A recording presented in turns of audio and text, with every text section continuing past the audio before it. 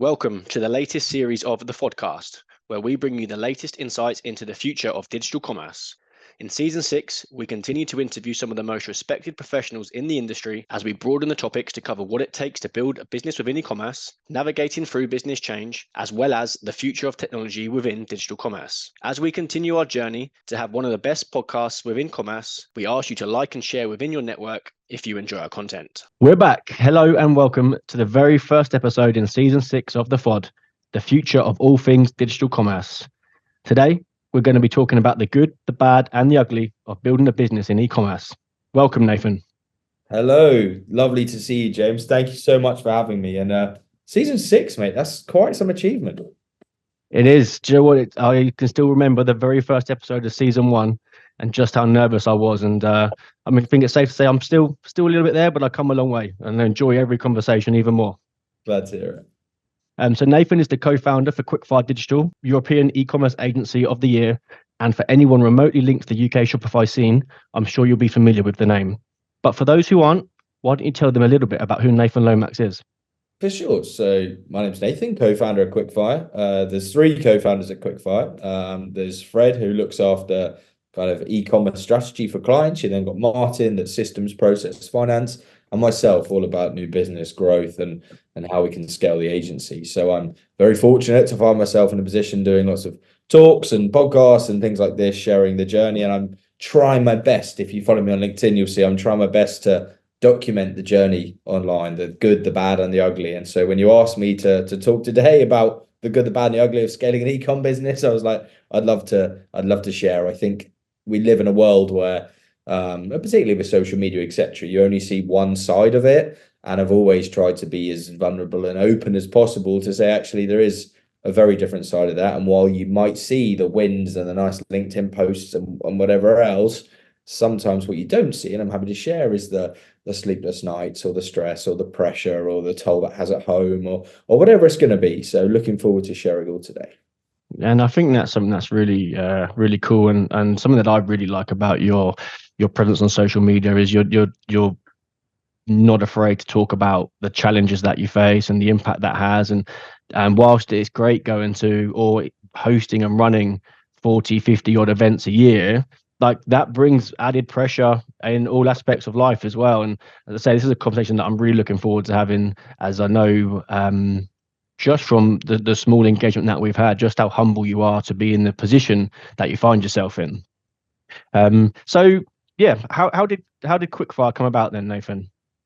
So it started like each of the three co-founders had their own business way back when. So Martin was installing kind of IT systems into businesses back in pre-2017. Fred was building websites and I was building websites, or my company was building websites, mainly called nathanlomax.com. So my story was I left school, didn't want to go to university.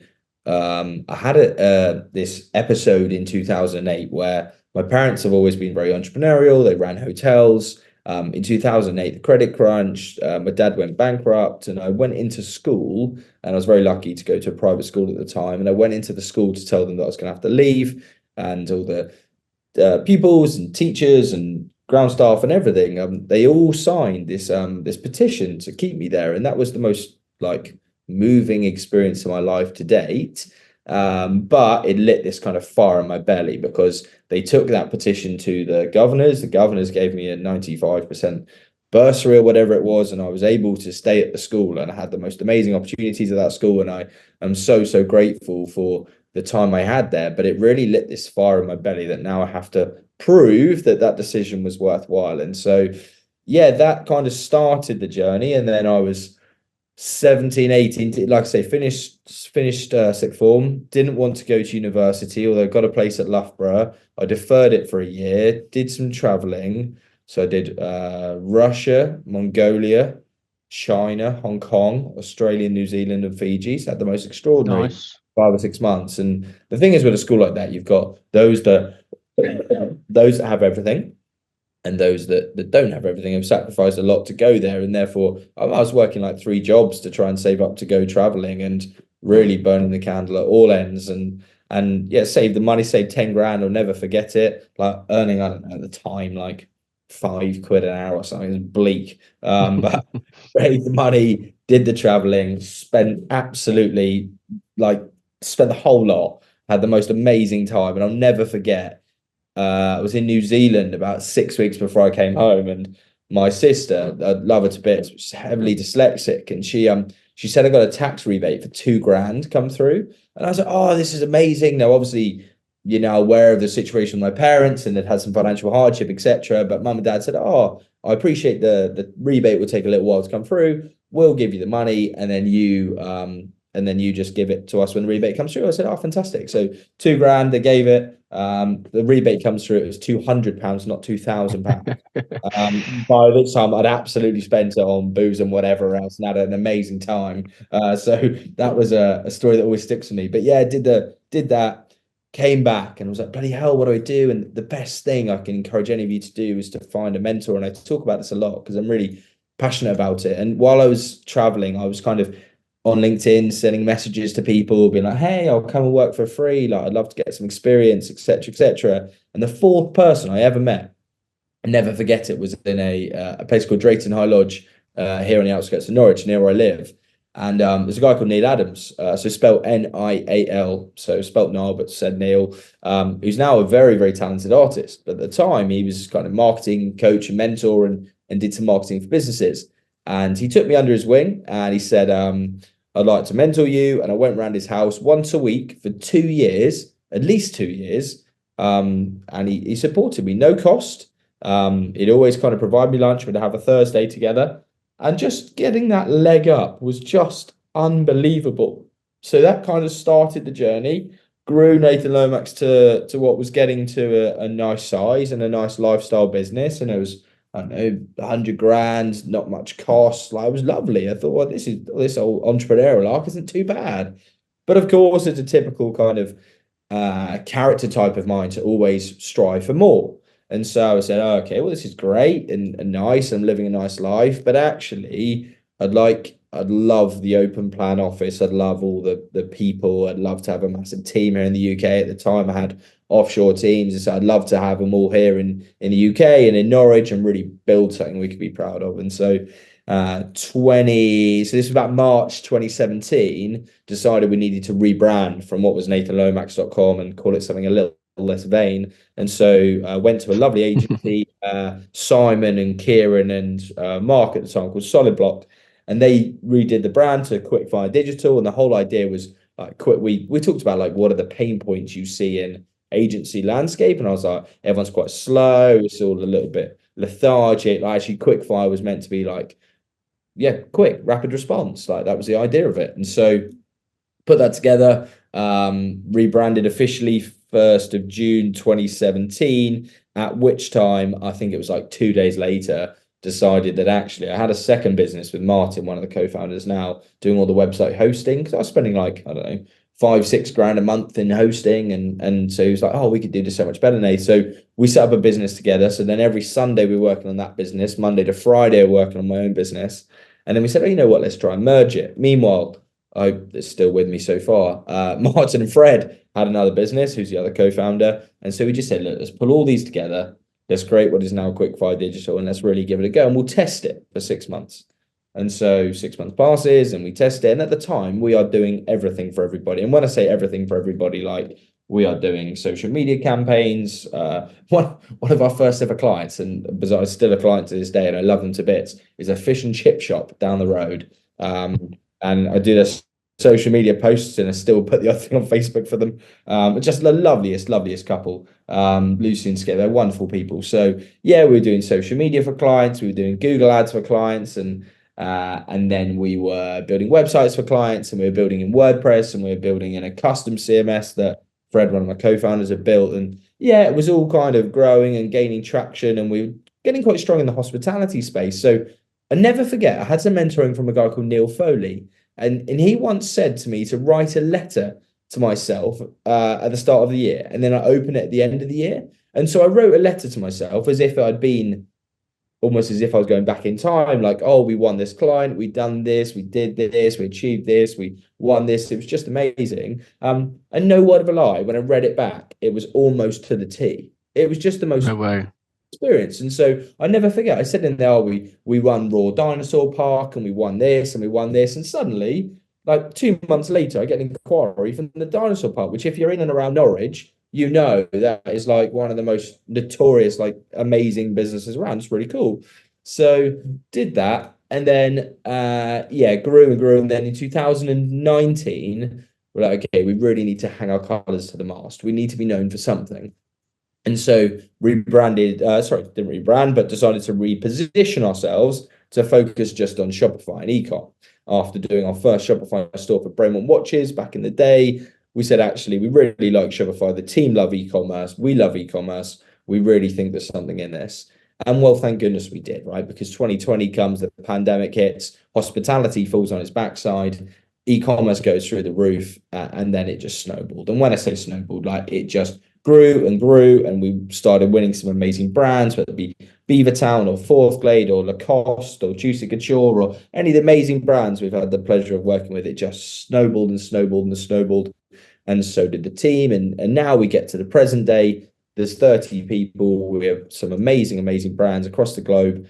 As Shopify Plus partner, one of about 32 in the UK. We set up an office in Dubai. And yeah, the business is just scaling beyond my wildest dreams. I think now that the challenge is, how do we continue to scale? And one thing I'm sure we'll talk about today, James, is just because it's right for me as a person, it doesn't mean it's right for the agency and vice versa. And so for me, always wanting more as a character type, that's okay. And actually that might be a large part of why we are where we are. Having said that, too much of something and you can break it just as quickly as you can grow it, right? So it's really, well, probably quicker than you can grow it. So really important for us that we don't get carried away. We stay with our feet on the ground. We keep delivering good quality work. We keep looking after our clients. We keep bringing our A game. We keep trying to support and provide for the community, and the rest hopefully comes.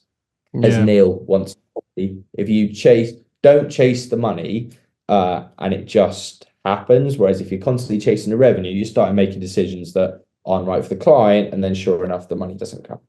Yeah, Joe, I hear that phrase a lot. So yeah, I completely agree with that one. But something that you touched upon a couple of minutes ago, I found really interesting was your work ethic. And before you went traveling, you worked multiple jobs at probably minimum wage per hour, and you were burning the candles at both ends. And my understanding of your lifestyle now is still very much burning the candle at both ends, right? Because you're constantly working, and if you're not in the office or you're in front of clients, you're hosting events, or you're speaking, or you're doing podcasts like this, you're very active. How much of that like desire to succeed and willingness to just continually put yourself out there and go do you feel has sort of made you the person that you are today?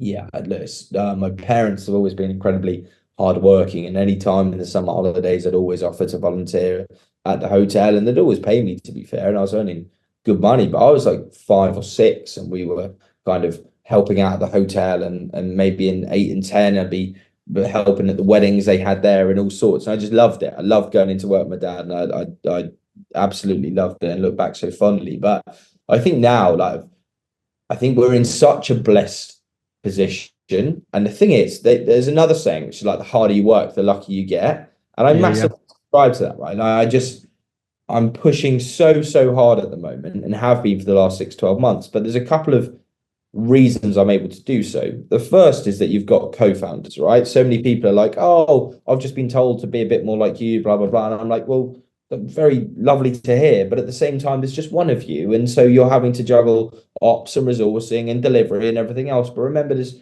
two others of us, which allows me this opportunity to absolutely push as hard as I can and be the front-facing guy.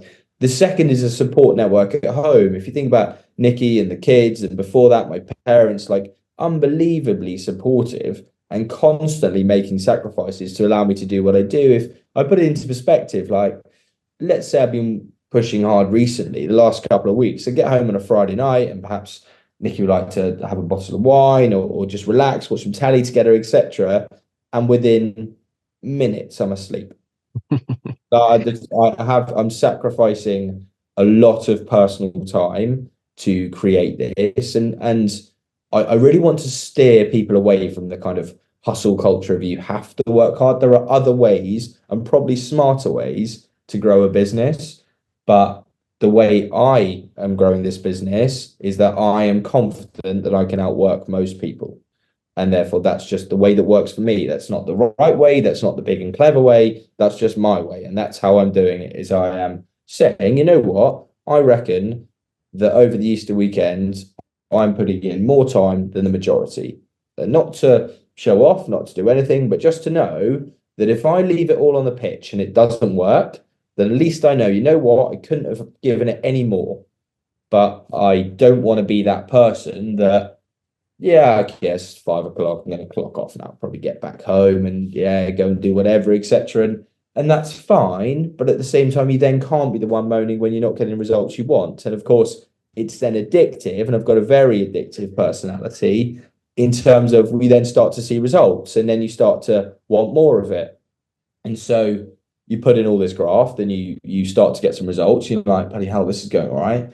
And then suddenly, the more you put in, the more opportunities you get. And now we're co-hosting the Ecom Collab Club, and I absolutely love that. And then on the side of that, I've been invited to go and speak in Prague at an event, which is amazing. And now I'm going to Belfast to speak. And I'm like, this is, again, another thing I always hear is be careful what you dream about, because in 2 or 3 years, it might just be a reality. And that's exactly it, right? Now I look back and blimey, if you told me 3 years ago, I'm getting flown around to speak at different events, and like that is the dream. I've always wanted this, and now I've got it. The only thing is that I am so I'm now 29.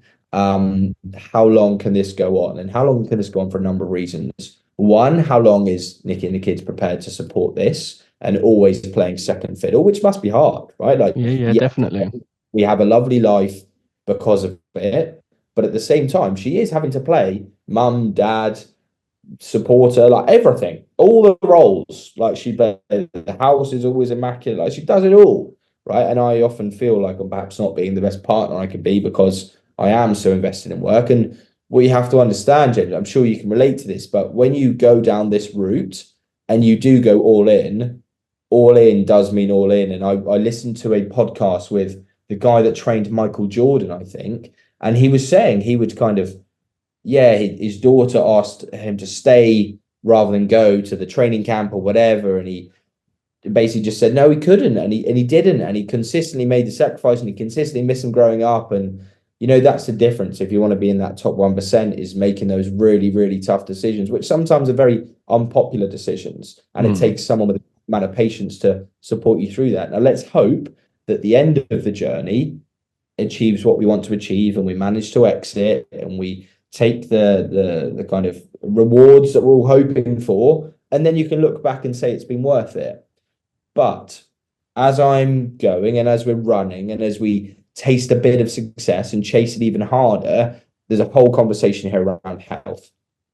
And that's something that I am not getting any slimmer, not getting any younger. And too long now has my health been a secondary priority to growing the agency. When I wake up, I have the most hideous routine of checking emails, checking Slack, checking the bank, checking Sky Sports, checking all these things. Don't miss the Sky Sports.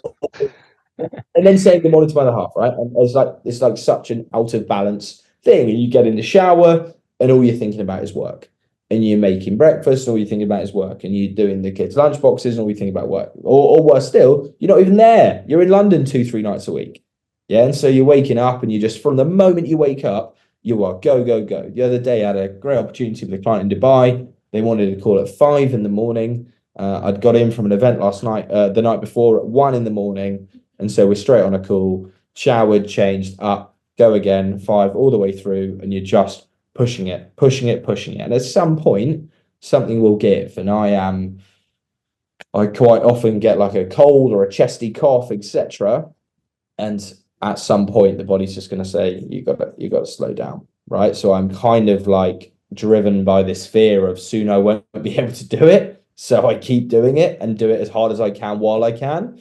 But who knows? Who knows that point comes where you're like, Nath, you're burnt out or you've pushed too hard, etc. I just want to get the agency to a position position which is super scalable and everyone can be proud of what we've built, and hopefully we can reap the rewards for our families around us. Yeah, I mean, it's safe to say that you are tunnel vision on making that agency successful. And if I imagine if Martin and Fred are the same as you, then there is going to be no stopping Quickfire over the coming years to get it to where you guys want to get it. But so on a side note, definitely need to look at the health. I'm a big advocate of health and fitness, and we're not going to go into it in this conversation, but it is so important. So make sure you get your sleep, make sure you eat a healthy, balanced diet, and you know what, get yourself in the gym 3 times a week because it does make a difference. But before we move on, you said at the start of the journey, you just picked up whatever you could do. Obviously, you got to get some money coming in. A couple of years later, you then shifted your focus towards Shopify and being more streamlined in your service offerings.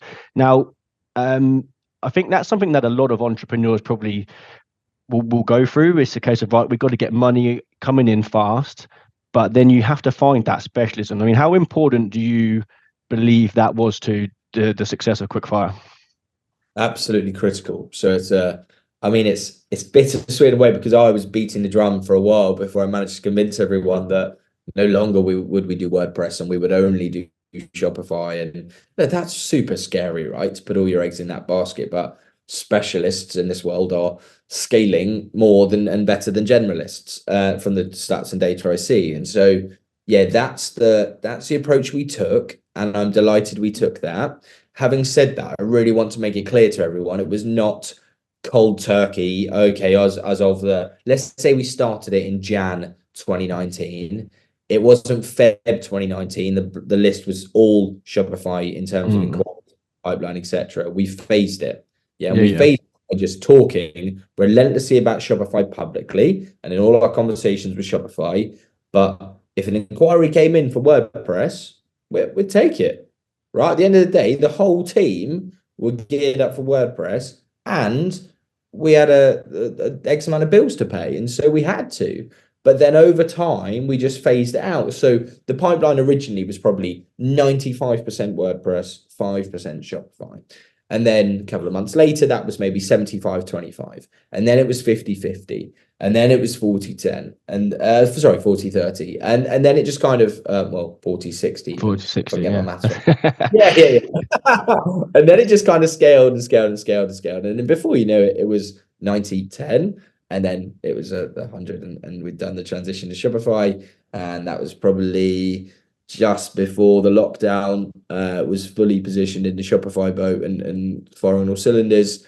And also, when you look at like operationally, like my dream is to have just this operational rigor or structure that means that actually you can process things through consistently because you're doing the same thing day in, day out, and there's a framework and everything else. And you can't do that if you're doing WordPress one day, WooCommerce the next, like the Magento the next, etc. But then also, just if you think about how competitive the landscape is, how do you remain sticky with the people you're talking to? And when you're like, oh, we do a bit of SEO, we do a bit of PPC, we do a bit of social, we do a bit of this, all sectors, we love all sectors. And then you just think, well, what about price point? Like, how do you differentiate? Like, oh no, we'll take stuff off from 100 quid right through to 50 grand a month. And you just think, well, bloody hell, like what do I send you? You kind of you're like everything for everybody. And then you think, well, how on earth could I partner with you? Because I do. And I see this all the time when I'm talking to agencies. They're like, oh yeah, we do Shopify. And I'm like, okay, well, if you do Shopify, then if you just do Shopify, then okay, do you do it at a different price point to us? Do you do it different sectors? Like, how could we work together?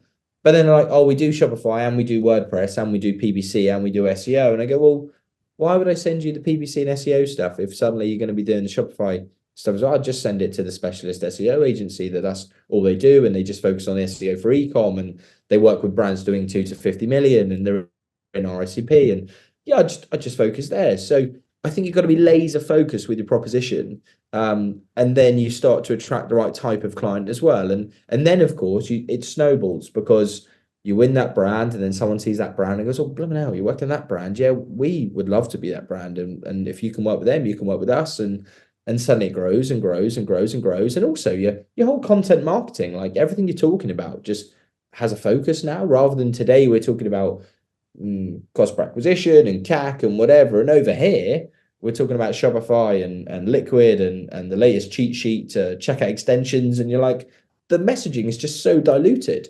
Whereas now we just live and breathe Shopify. And I'm so grateful we made that jump.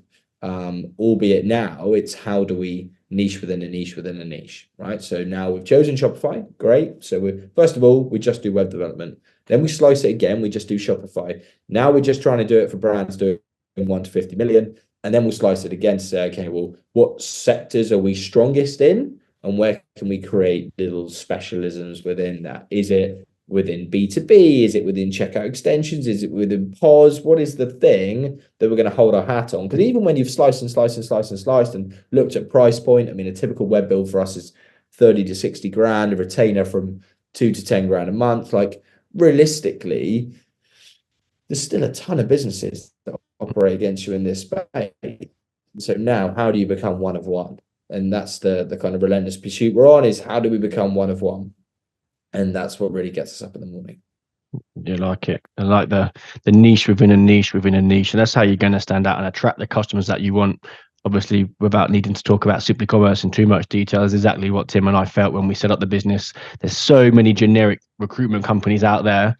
When you're searching for a .NET developer one day and a PHP developer next day and a Scala developer the next day, like you need to be in that community, speaking to certain individuals day in, day out. It makes a difference, right? It really does. So, okay, so we spoke a little bit about how Quickfire came around and some of the key turning points, I guess, over the first few years, obviously the Shopify partnership being one. But let's talk about some of the challenges that you face. So, yeah, is there any sort of standout challenges? I mean, there's going to be loads, but what are the standout challenges that you've had to overcome over that period of time, Nathan? How long you got? So the first thing I would say is like we've been immensely blessed with the people that we've attracted to the agency, and we've worked with some amazing people. The challenge is that you've got 3 co-founders that, or you touched upon this earlier, that kind of if they're all that driven or all that this or that or all that aligned, then you kind of go to the moon. Well, which is great in principle, but at the same time, we're not, right? We're 3 very different people with 3 different ways of working. And that's been a challenge to try and align to how we think is the 4th way, which is the Quickfire way. And so that's been a challenge. It's then been a challenge to, as we've scaled and scaled quickly, that comes operationally with headaches and process challenges and resourcing headaches. And yeah, people have been on the whole very strong, but sometimes difficult, and we haven't always got it right, and sometimes hired the wrong people and maybe held on for those people too long. So that's been a challenge. We've been our own worst enemy in that we haven't sometimes always pushed back as much as we should, and sometimes people take the good nature a little too far. I always give people my phone number, my WhatsApp, and I know people are like, oh, don't share it, whatever. I personally, as owner founder of the business, like to make sure people have got direct contact with me. But then on Black Friday, when someone calls and says their e-commerce site's down and what can you do, and you're like, oh Christ, I've really I never forget. I just with the kids, I've been away all week, and yeah, Nikki and I were settling down to a bottle of wine, and suddenly the phone goes, and I was like, oh, I'm really sorry, I've got to get this. Take this, yeah. Yeah, we sorted it, and they were fine, and they were immensely grateful. And actually, she shared Charlotte's her name. She's a lovely lady. She shared a lovely post in a community she was part of, and we ended up winning some work off the back of it. And yeah, it was lovely. But at the same time, that is the price you pay, right? So that is that's been difficult. We have sometimes we've underscoped occasionally, and that's a lesson that we have learned the hard way. So we have delivered far more than we thought we would, and therefore it's not been particularly profitable on certain projects. I think the big thing now is just it's now bringing everything together, right? We for years have been very project focused, and I think now the recurring revenue is getting to a point which kind of can't shortcut and comes in time, but suddenly now we're like, okay, we've now got something that if retainers can cover the standard overhead and the dividend of the directors and everything else, then the projects become margin on top. Okay, and that's a very attractive proposition. Having said that, of course, that's all well and good, and that's one part of the story. You've then got to make sure it's resourced properly. You've then got to make sure it's delivered properly, because all those projects should then go onto retainer and build more recurring revenue, which then allows you to hire more people and reinvest in your people. And well, we've made a very smart hire recently for a head of people, Kat, and I've been really blown away by how she's hit the ground running, and everyone's got these kind of EPM training plans and everything else. I guess a challenge is being around maintaining culture. I think that's been really hard, James. That's something that I've really battled with, is that as the agency gets bigger, undoubtedly so does the pressure. And I used to be far better at always being the life and soul of the party and smiling all the time, etc., etc. But frankly, I'm bloody knackered. And so sometimes I can't hold up the kind of, hey, it's all great and roses and everything. If someone does something that isn't right, and look, people make mistakes. We want to create a culture where it's okay to make mistakes, you learn from it, etc., etc. But if people keep making the same mistakes consistently and it starts hurting the agency, then it's really hard to not be frustrated, and it's really hard not to let that frustration show. And so that is something I've really struggled with, is as we've grown and grown and grown, I now feel, is disconnected with the team the right word? Probably not disconnected, but certainly more distant. And that's been a choice. So we used to go on team socials. I'd always be the one to the end. Right? I'd always be there and being the joker and everything else. And that fits in with my character type. And I love that bit.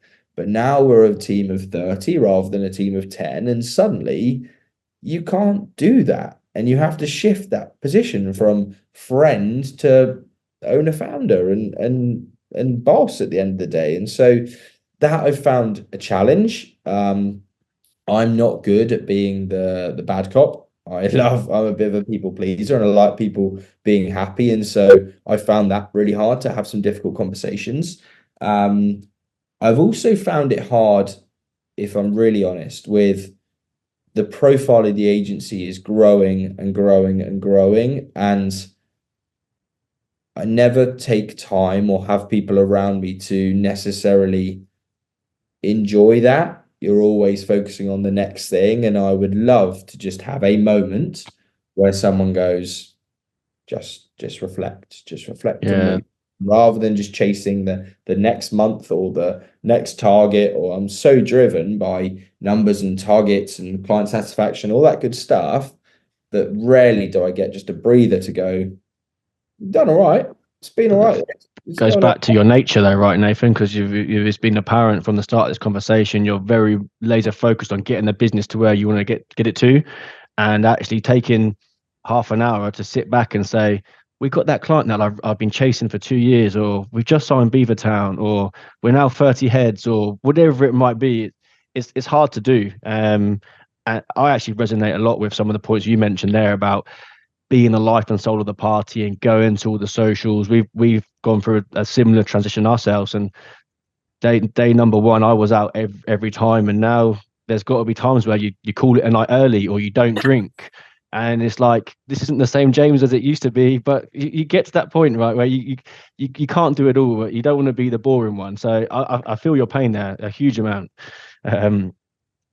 Yeah, no, just on that, I just like I said, I'm immensely grateful for what we've built. But this thing, I think a lot of people are shaped by episodes that have happened in their childhood. And essentially for me, this episode I shared about earlier on the show in 2008 with the position, etc., it was on one hand the biggest blessing and on one hand the biggest curse, right? Because it lit such a fire and such a drive and such a momentum that now I'm immensely grateful for it, but I sometimes resent it, right? And you're just like, oh, why can't we just be happy with our lot?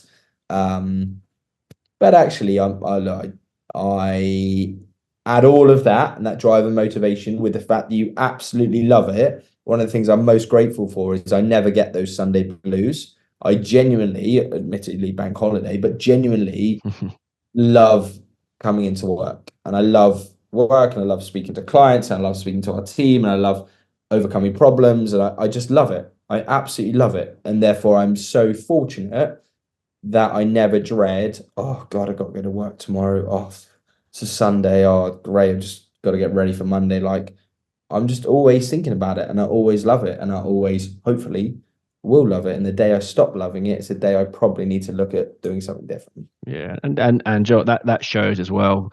I imagine the team in the office as well also feel that every Monday morning when they come into the office, got Nathan there smiling, welcome him into the office, got your rich teas in hand.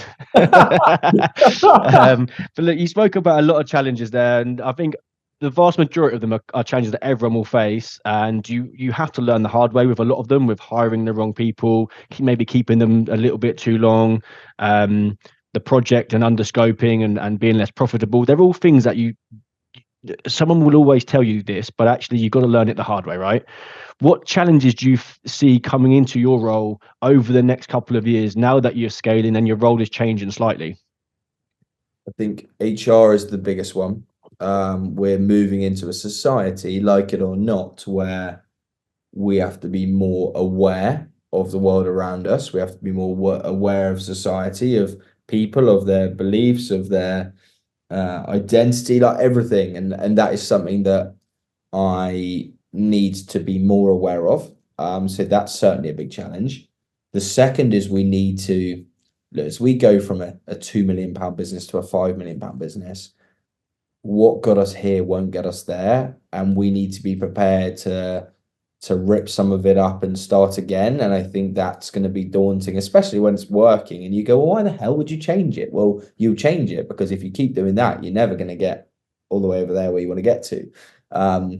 We're in the process of strengthening the senior leadership team. So we've got two fabulous people on the senior leadership team at the moment. We really need to strengthen that and bring in 2 or 3 key senior hires.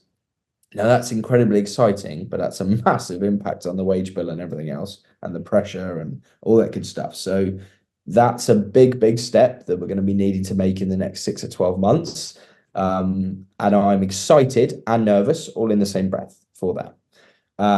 At one point, we will have to let go, and it won't be me having every single first new business conversation. So right now, I pride myself that every first conversation is normally with me, is their first introduction to the brand or the agency. And yeah, I love it and get my energy from it, but I realize it can't always be me. And it's the same with the events program, right? I can't, while Rose does a splendid job in organizing them all and pulling them all together, I'm normally the person, the face of it at the event and comparing it or hosting it. At some point, that won't be me. And I think the challenge is, if I'm very honest with you, is my whole identity is wrapped up in Quickfire Digital.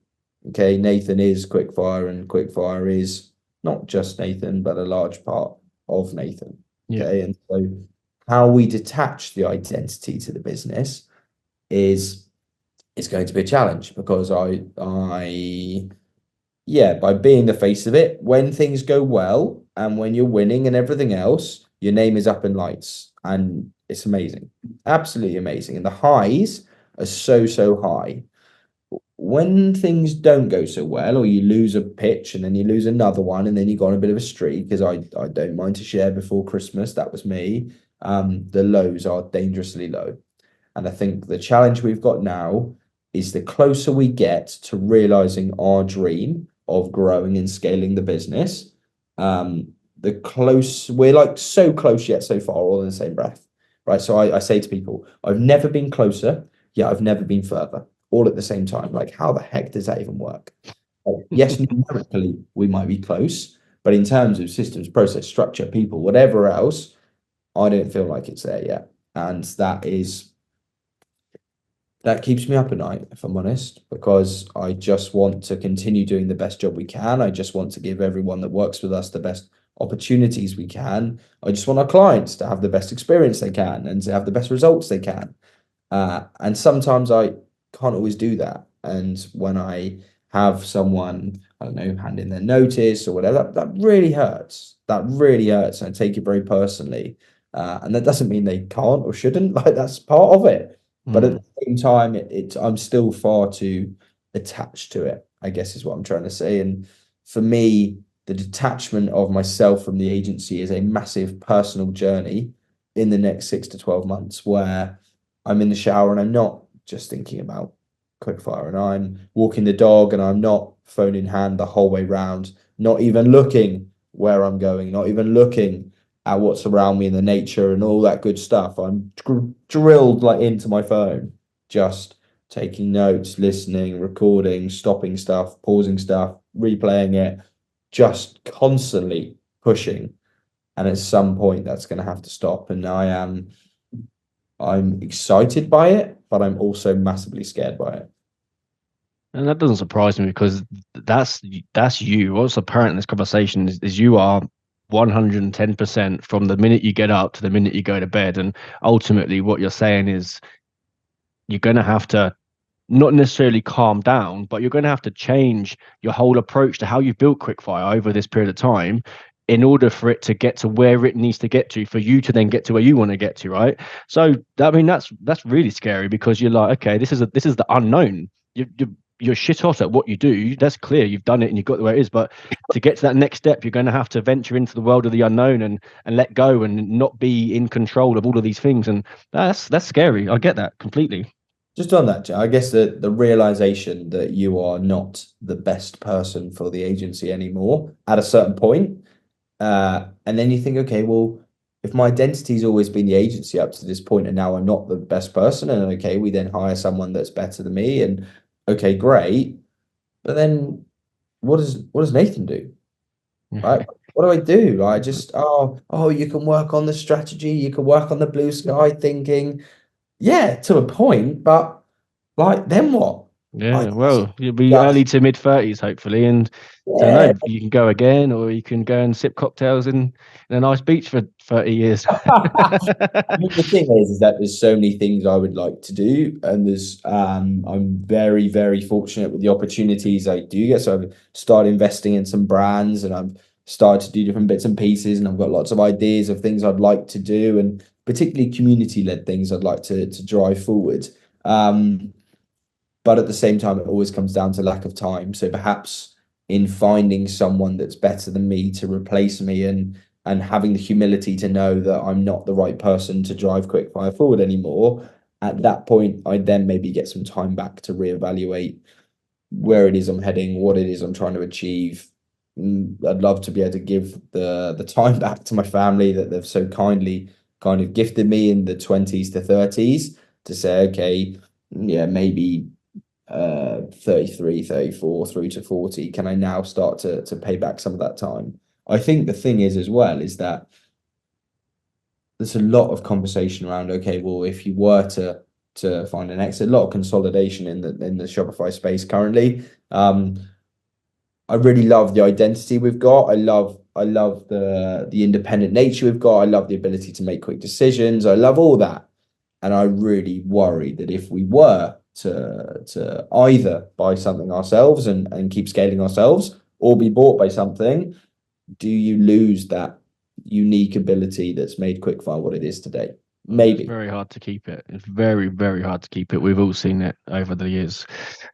But whatever route you do end up going down, I'm sure that you'll make it a success. Um, Earlier on in the conversation, you spoke about opening an office up in Dubai. So before we wrap things up, let's talk a little bit about what the future holds for Quickfire Digital. Yeah, so look, Dubai is a massive opportunity for us, and the Middle East as a whole. They are an amazing group of countries, whether it be Dubai or Qatar or whatever. And look, I'm the first to admit that there are things out there I love, and the growth and the speed and everything amazing, and the evolution of technology incredible. Human rights, the way they behave, some things I don't personally agree with, and I'm not convinced about. But at the same time, as long as we maintain our moral compass, I believe the Middle East holds a huge opportunity for us. So the Middle East will be an area that we look to do more in. The challenge, of course, is that I don't want to chase the bright, shiny lights of an opportunity and lose sight of what's here in front of us. So it's really important that we continue to double down and focus on the UK while possibly looking into the Middle East, the US. There's a massive world out Europe. There's a massive world out there. and we're achieving some great things here in the UK. And I'd love to take that internationally. But at the same time, it's really important that our eyes aren't bigger than our belly, and we chase Mm. and lose sight of what's here. So that's the future in terms of territories and growth. In terms of the service offering, it will stay similar. It will be design and build, and we really want to focus on mid-market. And so I'm really enjoying that space and want to do more and be very intentional about that space. So brands doing 1 to 50 million, fast growth, really hungry for scale. They're the brands who want to be talking to. And then if you look at the people and the structure, and we talked about this earlier, this is where we'll need to move towards this kind of, is it a managing director? Is it a head of commercial? Is it a more internal head of finance? Is it a client services director? What are those key hires that allow the agency to get the structure it needs to operate without the founders? And that then gives founders the choice to do the work for the clients and add extra value, the choice to not, the choice to do whatever. Like, the agency needs to be Self-sufficient. sufficient, exactly. Thank you. Without the founder's involvement. If so, then we've built a proper business, then we can explore options. But right now, I often say I could explore options. Yeah, I'm sure there are people out there that would like to do something with us. But right now, I absolutely love it. And I can't get enough of it. And so hopefully the future of Quickfire is a lot more of the same. Yeah. The events hopefully get stronger, the team gets stronger, the client base gets stronger, and most importantly, James, we keep enjoying it. We spend so much of our lives at work. Like, let's just enjoy it, enjoy the journey, enjoy coming into work, enjoy getting great results for clients, enjoy having a smile on our face. And if you do that, then you start to enjoy the things around you. I'm just sat here talking, and I've really enjoyed chatting today, and the sun is beaming in from the window, and I'm just like, actually, that's awesome. That's awesome, right? We've had months of it absolutely pissing it down with rain. Finally, we've got some sunshine. Let's enjoy that. It makes such a difference, doesn't it? That enjoyment just comes through in this whole conversation, and even if the time I met you at the show and the couple of calls that we've had, you're always happy. You're always willing to have a conversation, and that just echoes in your personality, Nathan. So yeah, it shows, and I think that's a great way to draw an end to the serious part of this conversation. Is whatever you do, enjoy it, because if you don't enjoy it, you're very, very, very unlikely to make a success of it. And so I think that's awesome. So look, just finally, then let's have a bit of fun here. Let's talk a bit about some of the best and worst moments over the over over the last 7 years of Quickfire. So let's start with some of the worst moments and just keep it nice and short. What's the three of the worst moments? Okay, so first one, we flew to Barcelona for some e-commerce awards, and I was so convinced we'd won, and I flew 7 of the team out there. And about an hour before the show started, I thought to myself, bloody hell, imagine how embarrassing it'd be if we didn't win this. And so I started to have a drink and more of a drink and more of a drink. And anyway, got there and we didn't win. So then I was absolutely mortified and still partied, but possibly partied in sorrow rather than joy. And then a week later, there was like these bigger ecom awards, and I was still sour. And I was like, never will I come to those sham of events again. And yeah, and then they were like, oh, where do you want us to send your award? And I was like, oh, Jesus Christ, how embarrassing. So that was Oh wow, love it. the second was, I thought I had a really good relationship with the client back in the day, and we were working through a third party, and we were doing a website for them for about 15 to 20K. And for somehow the third party had told him that we'd do another site for them, but at 2K. And I was like, 2K? I'm not being fun. And I said this like just like tongue in cheek, not being funny. I wouldn't get out of bed for 2K. I would never have said 2K. Like, that's just crazy. But of course, that got taken very literally, pulled both bricks, Yeah. and lost. Wow. So, Okay.